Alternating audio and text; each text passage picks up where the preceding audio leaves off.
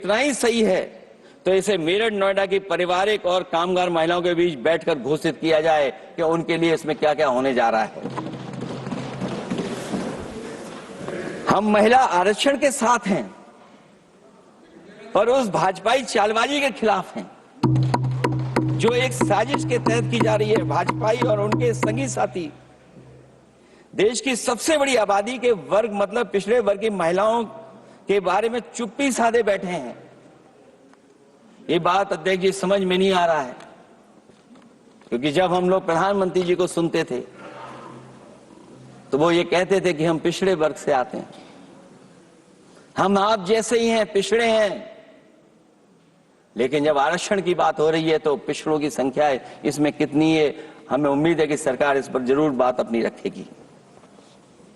ये संशोधन के नाम पर जो जल्दीबाजी दिखा रहे हैं, दरअसल उसके पीछे भाजपाइयों की मंशा है कि जनगणना न करनी पड़े, क्योंकि अगर जनगणना करनी पड़ेगी तो जातिवार आंकड़े भी देने पड़ेंगे और जातिवार आरक्षण भी।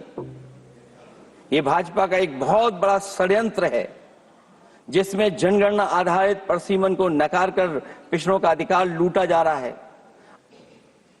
ये लोकतंत्र के खिलाफ खुफिया लोगों की गुप्त योजना है जो अब तक स्वीकार नहीं, जब तक प्रक्रिया के साथ हम लोग स्वीकार कभी नहीं कर सकते जब तक इसका लागू करने का तरीका ठीक ना हो।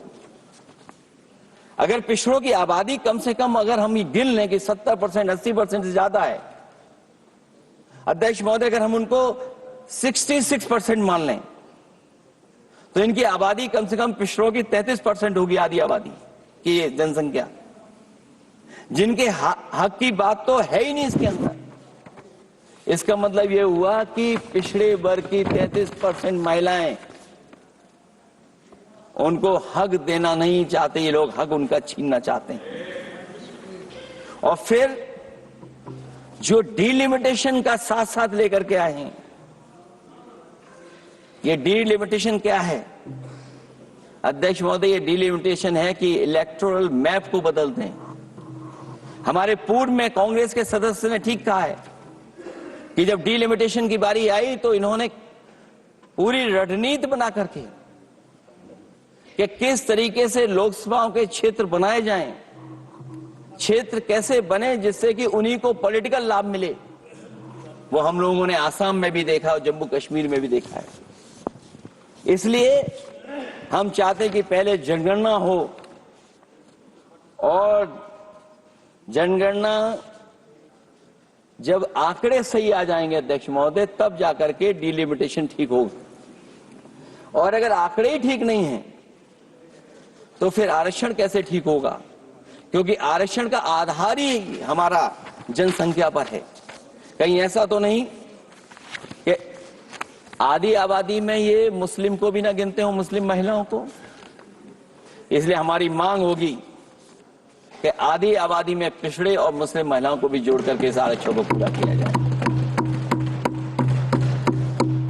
एक जो हमें आशंका है कि जब आरक्षण